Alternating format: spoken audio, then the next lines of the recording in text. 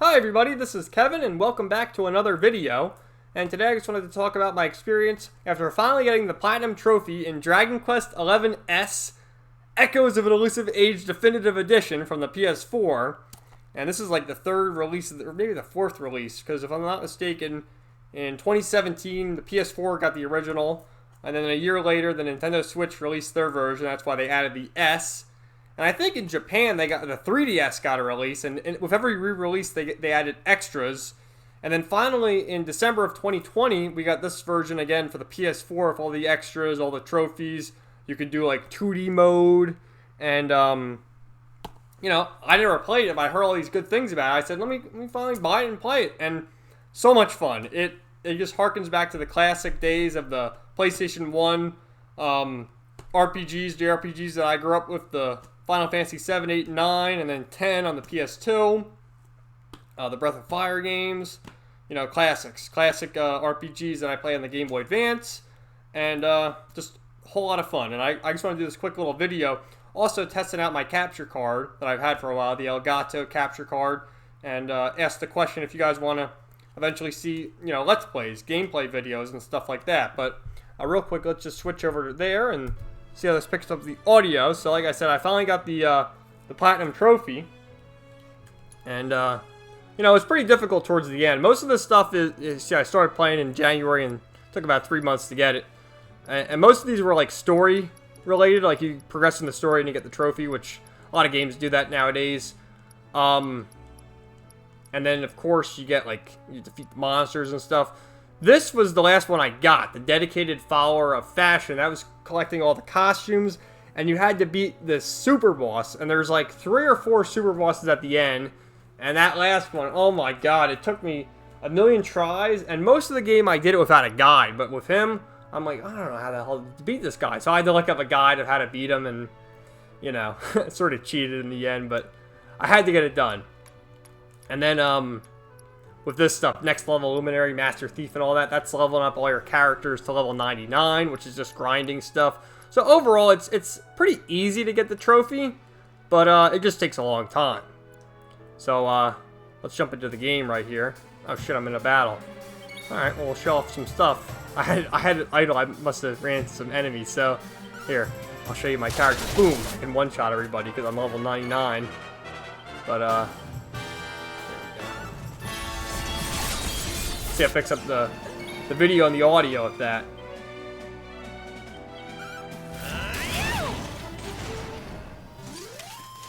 We did it, darlings! We did it, darlings! That's Sylvando. He's like the best character in the entire game. So, yeah, I mean, the graphics are great. Let's see. So here's the party members. You have the hero, the luminary, who you name after yourself. He's the silent protagonist. Essentially, you're a knight, and you can use some magic. I made him use two-handed weapons, but you can use a sword and shield. Sylvando is a knight as well, who can cast buffs and debuffs, sort of like a jack-of-all-trades. Hendrik, of course, is another knight, mostly good for dealing damage and taking damage. Jade is a damage dealer who can use spears and claws. Eric is your thief. Veronica is the black mage, who casts damage-dealing magic. Serena is the white mage, who can cast healing magic. And Rab is like the red mage who can, you know, do both heal and cause damage. And, you know, the cool thing about this game is you can change all your outfits here. Like, you start out with an outfit and you go about your journey and collect new armor and change your appearance, which is awesome. I'm not sure if the other Dragon Quest games have done this. I've only ever played the first 3 that were released on the Game Boy Color. Well, they were on the NES and then eventually re-released on the Game Boy Color, and that's how I played them. And then, I think 4, 5, and 6 were all Japan only, and then 7 was on the PS1, and 8 was on the PS2, and then 10 was a MMO. But yeah, this is actually Hendrik's final costume, but I don't know, I like the gold armor better. Who else? Jade. So this is actually the final costume you get, the hair razor, which, you know, this is her her main costume that I use throughout the game, but you beat the final boss, and I guess you get the blue color.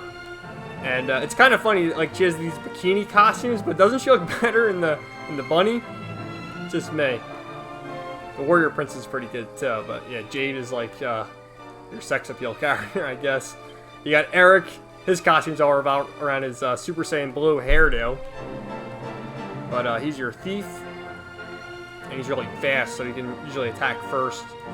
Veronica, she's the little girl. So Veronica and Serena, their whole storyline is that they're sisters, and they're twins actually, but Veronica, a witch cursed her, and she turned into a little girl.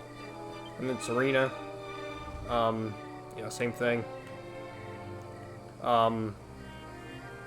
This one's pretty good, the Scarlet, and the Serenica. That's like the classic princess from the old Dragon Quest games.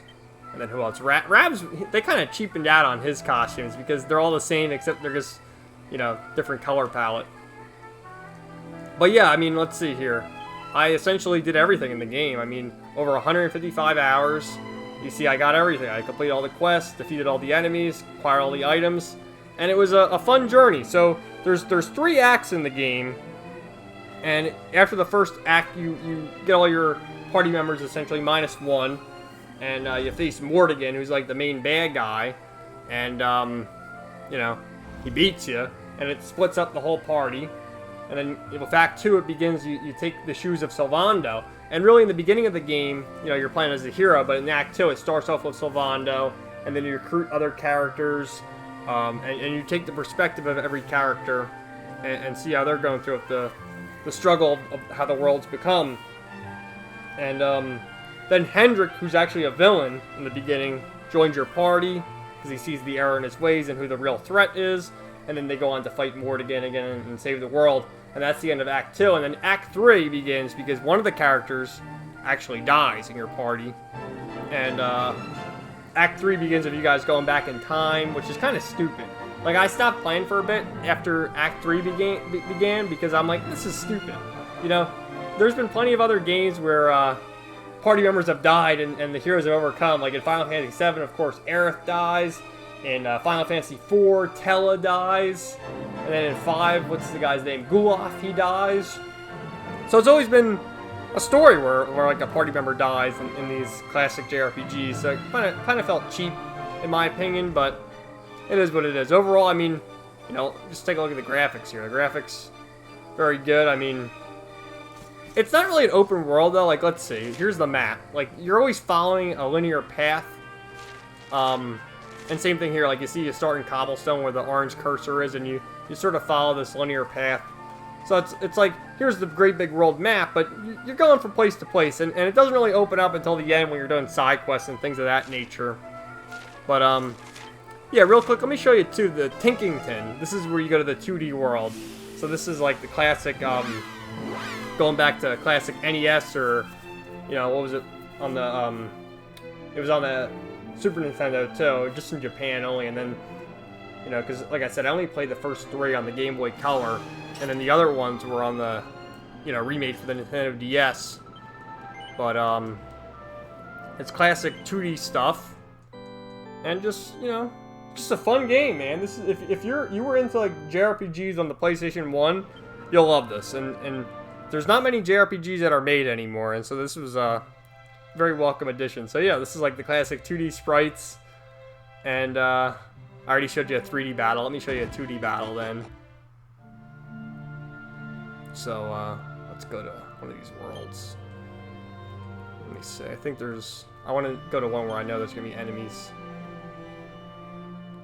Oh yeah, Ruby Path of Doom, we'll go there. And I'll show you the gameplay with the 2D graphics.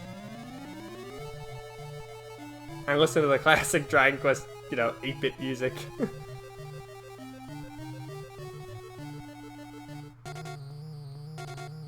Oh no, look at the enemies! So yeah. This is like the best move too, the sword dance. And Sylvando, what should he use? Have a ball. And Hendrik will have him use Frost Fangs. And then Jade will use Pink Tornado. And I'll kill them all in probably 2 hits. Yep, because I'm level 99. But anyway, yeah, let me know if you guys would like to see Let's Plays in the future. I mean, let's see. The game I'm going to play next on my own time is going to be Trials of Mana. I got 1 trophy on that so far, but You know, I have all these games that I have installed just, you know, on my backlog. That, you know, I just buy them on sale and then play them eventually. Like, let me, for instance, with Final Fantasy 12. I got this game for $10. And same thing with Ghost of Tsushima. I haven't played it yet, but originally $60. I got it for $30 on sale a while back. And that's usually what I do. At some point, I'll play them. But, yeah, thanks for watching. Hopefully this video came out pretty well with the quality and stuff. And, you know, maybe you'll see more videos of this in the future. So thanks for watching, everybody. Let me know your thoughts in the comments down below. Have a good day, and we'll see you next time.